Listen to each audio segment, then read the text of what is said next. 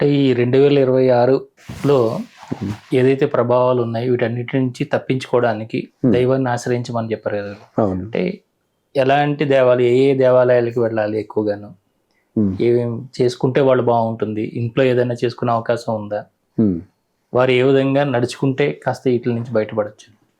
తప్పకుండా. ముఖ్యంగా ఏంటంటే ఈ ఈ సంవత్సరం అంతా కూడా ఇటువంటి నుంచి కొంచెం బయటపడడానికి విష్ణు ఆరాధన చాలా మంచిది, దుర్గా ఆరాధన చాలా మంచిది, సుబ్రహ్మణ్య ఆరాధన చాలా మంచిది. ఈ మూడు వారికి వీలుని బట్టి, అంటే వైష్ణవ ఆలయాలకు వెళుతూ ఉంటాం. వెంకటేశ్వర స్వామి, విష్ణువుకు సంబంధించిన ఏ ఆలయాలైనా సరే వైష్ణవ ఆలయాన్ని సందర్శించడం, అండ్ వీలున్నప్పుడల్లా ఒక విష్ణు సహస్రనామం చదవటం, సామూహికంగా నలుగురు కూర్చొని చేయగలిగితే ఇంకా చాలా అందరికీ మంచిది. అది ప్రతి నెల ఒక మంచి రోజు, శ్రవణ నక్షత్రం రోజు, పౌర్ణమి రోజు, ముఖ్యంగా ఇట్లా కూర్చుని ఏదైనా పర్వదినాల అసలు నెలకు ఒక్కసారి సామూహిక విష్ణు పారాయణం గారిగా జరుగుతూ ఉంటే విలేజెస్లో కానీ ఎన్ని ప్రదేశాలు ఎంత జరిగితే అంత మంచిది. విష్ణు సహస్రనామానికి ప్రతి అక్షరానికి చాలా శక్తి ఉందన్నమాట. అలాగే అమ్మవారికి సంబంధించింది, అమ్మవారి ఆలయాల్ని వీలునంత దర్శించుకోవటమే కాకుండా కాసేపు అక్కడ కూర్చోవాలన్నమాట. ఎందుకంటే ఈ క్షేత్రాల్లో, ఆలయాల్లో ఎంతో శక్తి నిక్షిప్తమై ఉంటుంది, ఆ దేవతా శక్తి నిక్షిప్తమై ఉంటుంది. ఆ శక్తి మనం గ్రహించాలి అంటే మనం కాసేపు అక్కడ కూర్చోవాలి, ప్రశాంతమైన స్థితిలో మనం కూర్చోవాలన్నమాట.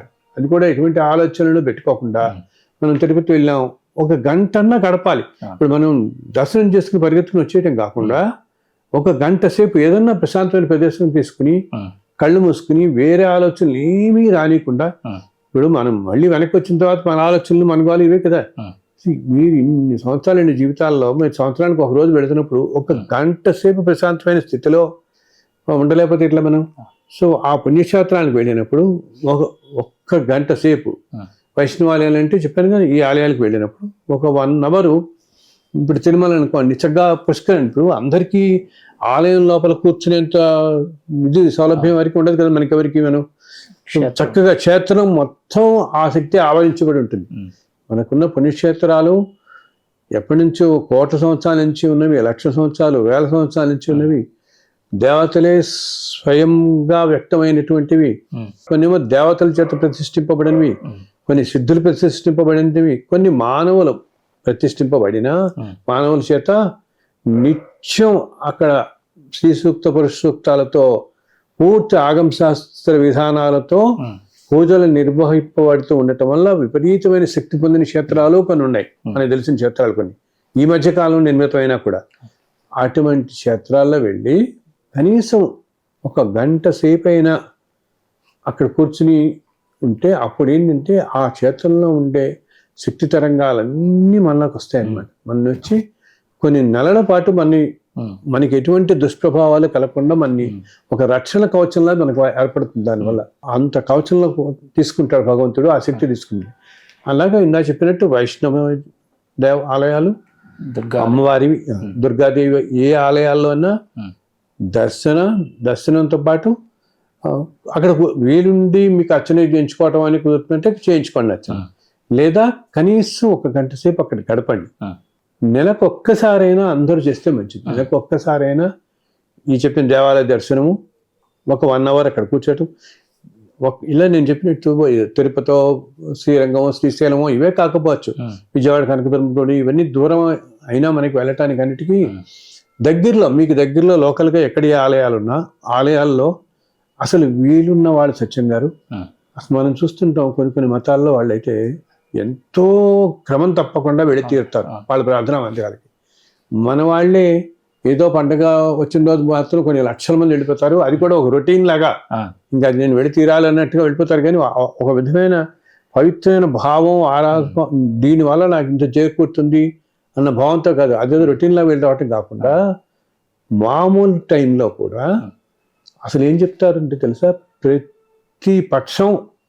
ప్రతి పక్షంలోనూ కూడా ఒక రోజు కనీసం 4 గంటల పాటు దేవాలయ ప్రాంగణంలో గడపాలి అని చెప్తారు పథకాలలో.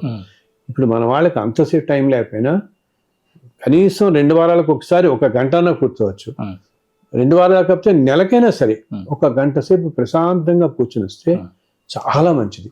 అలా అమ్మవారి ఆలయాలు, తర్వాత సుబ్రహ్మణ్యేశ్వర స్వామి, ఇవన్నీ ఈ 3 ప్రత్యేకంగా నేను ఎందుకు చెప్తున్నానంటే ఈ సంవత్సరం జరుగుతున్న దుష్ప్రభావాలకి ఏ గ్రహాల వల్ల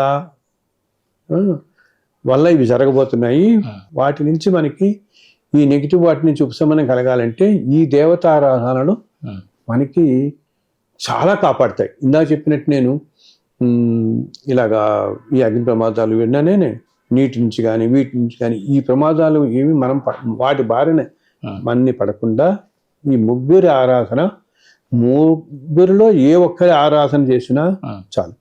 అలాగే దేవాలయాలకు వెళ్ళటం పాటు ఈ ముగ్గురు దేవతల్ని రోజు ఉదయం ఒక్కసారి స్నానం చేసిన తర్వాత ఒక్క నమస్కారం పెట్టుకుని ముగ్గురిని తలుచుకుంటే చాలా మంచిది.